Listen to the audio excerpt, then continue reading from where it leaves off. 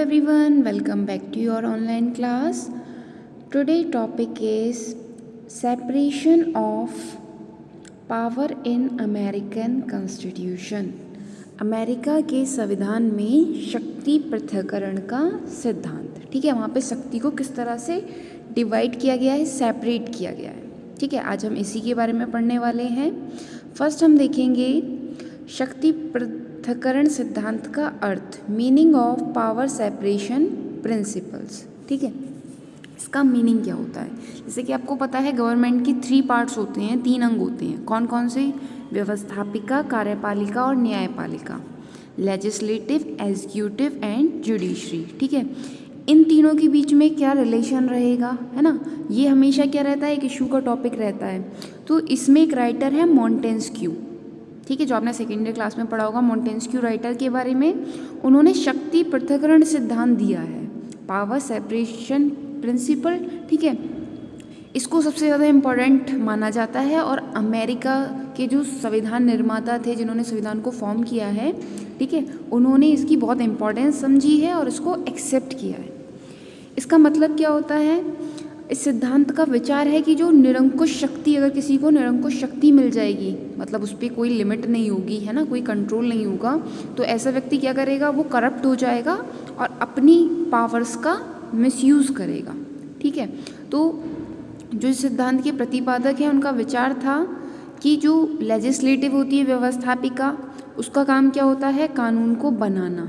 ठीक है, और जो हमारी सेकंड है एग्जीक्यूटिव, कार्यपालिका, उसका काम है कानूनों को क्रियान्वित करना, मतलब कानूनों को अप्लाई करना। और न्यायपालिका का काम है कि उन कानूनों के बेस पर डिसीजन देना। ठीक है, तो तीनों के काम क्या है, डिफरेंट है।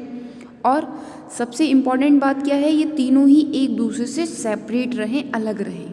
ठीक है, अब एक राइटर है मॉन्टेस्क्यू, उन्होंने इसके बारे में कहा है कि सरकार के तीनों अंगों में से प्रत्येक अपने क्षेत्र में स्वतंत्र होना चाहिए। मतलब तीनों को क्या मिलनी चाहिए, फ्रीडम मिलनी चाहिए, कोई दूसरे के काम में इंटरफेयर ना करे।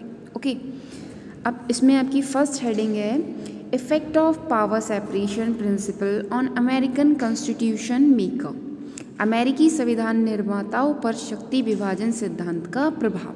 अब जो अमेरिका का संविधान बना रहे थे उन पर जो मॉन्टेस्क्यू का ये सिद्धांत है, शक्ति विभाजन का सिद्धांत, इसका उन पर बहुत गहरा प्रभाव पड़ा, है ना। और उन्होंने डिसाइड करा, वो यही कोशिश कर रहे थे कि जो हमारा कॉन्स्टिट्यूशन है उसको इतनी पावर ना मिल जाए, जो शासन बनेगा उसको इतनी पावर ना मिल जाए जिससे वहाँ के सिटीजन्स को प्रॉब्लम होने लगे। ठीक है, जो जिसके पास सत्ता रहेगी वो कहीं से भी आउट ऑफ कंट्रोल नहीं होना चाहिए, उस पर लिमिट होनी चाहिए।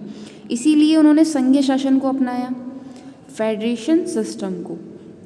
और जैसे ही संविधान बन के तैयार हुआ था उसमें तुरंत 10 कॉन्स्टिट्यूशनल अमेंडमेंट किए और जिससे वहाँ के जो सिटीज़न हैं उनको फंडामेंटल राइट्स मिले, मौलिक अधिकार। ठीक है, इसके बारे में एक राइटर ने कहा है, मेडिसन ने, the accumulation of all power, legislative, executive and judicial, in the same hands, whether of one or few or many, and whether hereditary, self-appointed or elective, may justify we pronounce the very definition of tyranny.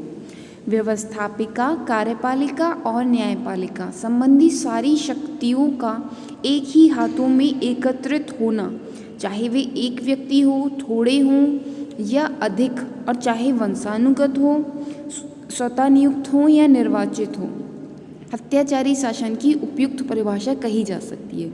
Means अगर हम तीनों अंग की, व्यवस्थापिका, कार्यपालिका और न्यायपालिका, तीनों part की पावर एक के हाथ में दे देंगे तो वो कैसा शासन बन जाएगा, अत्याचारी शासन बन जाएगा। ठीक है, उससे लोग परेशान हो जाएंगे, वो ट्रेनी बन जाएगा। ठीक है, तो इसलिए उन्होंने बताया था कि ऐसा नहीं होना चाहिए कि इन तीनों की पावर एक के हाथ में आ जाए।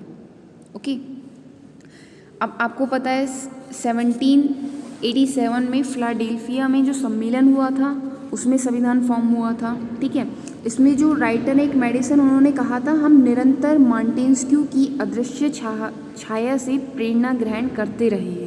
मीन्स हम मॉन्टेस्क्यू का जो शक्ति पृथक्करण सिद्धांत है उससे बहुत ज़्यादा इफेक्टिव है ना। और जो अमेरिकी संविधान है वो शक्ति विभाजन सिद्धांत पर आधारित विश्व में सबसे ज़्यादा प्रसिद्ध राज्य शासन है। Next one is American constitution and separation of power, अमेरिकी संविधान और शक्तियों का पृथक्करण। पृथक्करण का मीन्स होता है डिवाइड करना, सेपरेट करना, ठीक है। अब अमेरिका के संविधान में शक्ति विभाजन के सिद्धांत को अपनाया गया है और तीनों को क्या करा है, डिवाइड कर दिया है वर्ग को। जैसे आप आर्टिकल 1 देखेंगे, अनुच्छेद 1, उसमें लिखा गया है कि व्यवस्थापन संबंधी शक्तियाँ मीन्स जो मैनेजमेंट की पावर है वो किसके पास होगी, कांग्रेस में होगी, okay.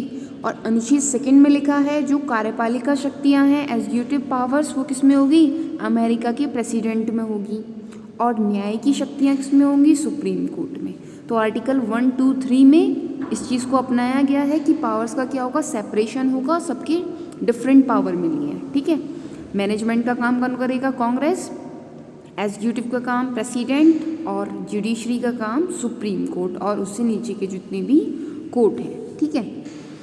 Next one is 3 branches of government has different selection procedure of their members, शासन के तीनों अंगों के सदस्यों के चयन की अलग अलग प्रक्रिया। शासन की 3 पार्ट्स हैं, जैसे कि अभी मैंने आपको बताया, लेजिस्लेचर, एग्जीक्यूटिव एंड जुडिशरी। अब उसके जो भी हेड हैं, तीनों का जो सिलेक्शन प्रोसीजर है उनके मेंबर का वो डिफरेंट है। जैसे जो वहाँ की कांग्रेस है, जिसे सीनेट भी कहते हैं, उसकी जो प्रतिनिधि सभा है उसके मेंबर कौन इलेक्ट करेगा, जनता वोट दे के होंगे, है ना। और राष्ट्रपति का इलेक्शन कैसे होगा, एक निर्वाचन मंडल करेगा उसका, ठीक है। और जो वहाँ पे जजेस हैं उनकी अपॉइंटमेंट सीनेट के अनुसमर्थन पर राष्ट्रपति करेंगे, मीन्स सीनेट जिसको रिकमेंड करेगी उसको प्रेसिडेंट करेंगे। तीनों का डिफरेंट है, लेकिन हम अगर प्रैक्टिकल की बात करें तो वहाँ पर जो प्रेसिडेंट का सिलेक्शन है वो निर्वाचक मंडल से ना होकर डायरेक्ट होता है, प्रत्यक्ष निर्वाचन होता है, ठीक है। तो इस तरीके से देखा जाए तो वहाँ पर जो तीनों का प्रोसीजर सिलेक्शन है वो क्या है, डिफरेंट है, अलग है, ठीक है। जिससे क्या होगा, उनका डिफरेंट तरीका रहेगा सिलेक्शन प्रोसीजर का और डिफरेंट ही उनमें डिवाइडेशन रहेगी। Next one is different and fix tenure, अलग अलग कार्यकाल और कार्यकाल की निश्चितता। मीन्स शासन के जो 3 पार्ट्स हैं उनका कार्यकाल भी अलग होगा और फिक्स रहेंगे, ठीक है, जितने टाइम तक हैं वो फिक्स रहेंगे। जैसे अगर हम बात करें फर्स्ट प्रतिनिधि सभा, वहाँ पर जो प्रतिनिधि सभा है उसका टेन्योर 2 ईयर्स का है, उसके जो मेंबर्स हैं वो 2 साल के लिए रहेंगे। और जो सीनेट है उसका कार्यकाल 6 वर्ष का है और राष्ट्रपति का कार्यकाल 4 ईयर्स का है, ठीक है। जैसे इंडिया में प्रेसिडेंट 5 ईयर्स के लिए अपॉइंट होते हैं, तो अमेरिका में कितने ईयर्स के लिए होते हैं, 4 ईयर्स के लिए, ओके। अब जो जजेस हैं उनकी अपॉइंटमेंट जीवन पर्यंत चलती है, मतलब वो जब तक जिंदा है तब तक वो जज रहेंगे, है ना। अगर वो अच्छे से बिहेव करते हैं, मीन्स सदाचार है जब तक, है ना। अगर उन पर कोई आरोप लग जाता है तब उन्हें हटा दिया जाता है। ऐसे ही जो राष्ट्रपति हैं वो कांग्रेस के किसी भी सदन को टाइम से पहले भंग नहीं कर सकते, मतलब उसको हटा नहीं सकते। और जो कांग्रेस है वो भी प्रेसिडेंट और जो जजेस हैं उनको नहीं हटा सकती। ये सिर्फ तभी हो सकता है जब महाभियोग की प्रोसेस होगी इम्पीचमेंट की, है ना। और जो इम्पीचमेंट की प्रोसेस है वो बहुत ज़्यादा क्या है, टिपिकल है, बहुत ज़्यादा कठिन है, ठीक है। Next one is difference with respect to the responsibility, उत्तरदायित्व के संबंध में भिन्नता। मीन्स जो 3 पार्ट्स हैं वो अलग अलग लोगों के लिए रिस्पॉन्सिबल हैं, ठीक है। जैसे अगर हम बात करें प्रतिनिधि सभा की, तो वो किसके लिए उत्तरदायी है, वो जिले के मतदाताओं के लिए उत्तरदायी है जो जिन्होंने उनको वोट दिए हैं, ठीक है। और जो सीनेट है वो संघ की इकाई, जो यूनियन है उसकी स्टेट मीन्स जो संपूर्ण राज्य है उसके लिए रिस्पॉन्सिबल है ना। और राष्ट्रपति तो पूरे नेशन के लिए रिस्पॉन्सिबल है। और जो न्यायाधीश हैं वहाँ के जजेस वो कॉन्स्टिट्यूशन के लिए रिस्पॉन्सिबल हैं, ठीक है। तो सब लोग क्या हैं, डिफरेंट पर्सन्स के लिए रिस्पॉन्सिबल हैं। जो उनको अपॉइंट करता है उन्हीं के लिए वो लोग रिस्पॉन्सिबल होते हैं, ठीक है। उन्हें अपने काम का डिसीजन का आंसर देना होता है, ठीक है। अब जो प्रेसिडेंट है उन्हें जनता वोट देकर जिताती है तो वो पूरे देश के लिए रिस्पॉन्सिबल है ना। जो प्रतिनिधि सभा है वो किसके लिए होगी, जो जिस जिले के लोगों ने उसको जिताया है। और जो सीनेट है वो संपूर्ण राज्य के प्रति है, ठीक है। अब अगर इन सब से अलग बात करें तो जो शक्ति विभाजन का सिद्धांत है उसी से इफ़ेक्टिव होकर अमेरिका में संस्थात्मक शासन को नहीं बल्कि अध्यक्षात्मक शासन को अपनाया गया है। मतलब पार्लियामेंट्री शासन नहीं अडॉप्ट किया है वहाँ पर, कौन सा अडॉप्ट किया है, प्रेसिडेंटियल, क्योंकि प्रेसिडेंटियल में उन्होंने डिवाइडेशन कर दिया है पावर्स का, है ना, और जो पार्लियामेंट्री होता है उसमें वो ये डिवाइडेशन नहीं कर पाते।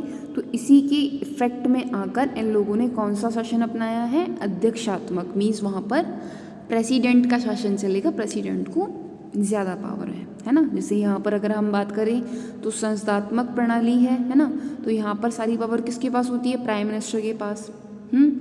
और अध्यक्षात्मक शासन में, प्रेसिडेंटियल में, प्रेसिडेंट के पास सबसे ज़्यादा पावर होती है। ओके, शासन का प्रत्येक अंग अपनी शक्तियाँ सीधे संविधान से प्राप्त करता है। मतलब जो ये 3 पार्ट्स हैं वो उन्हें अपनी पावर्स कहाँ से मिलती है, डायरेक्ट कॉन्स्टिट्यूशन से मिलती है ना, और सब एक दूसरे से फ्री रह के अपना वर्क करते हैं। सरकार के ये तीनों पार्ट एक दूसरे से स्वतंत्र ही शक्ति पृथक्करण सिद्धांत का मूल तत्व है। मतलब ये कह रहे हैं एक दूसरे से फ्री हैं, जो 3 पार्ट्स हैं कोई किसी काम में इंटरफेयर नहीं करता, सब एक दूसरे से फ्री रहकर अपना वर्क करते हैं। ठीक है, अब ये चीज़ फिक्स है वहाँ पर किसके अकॉर्डिंग, अमेरिकन कॉन्स्टिट्यूशन के अकॉर्डिंग।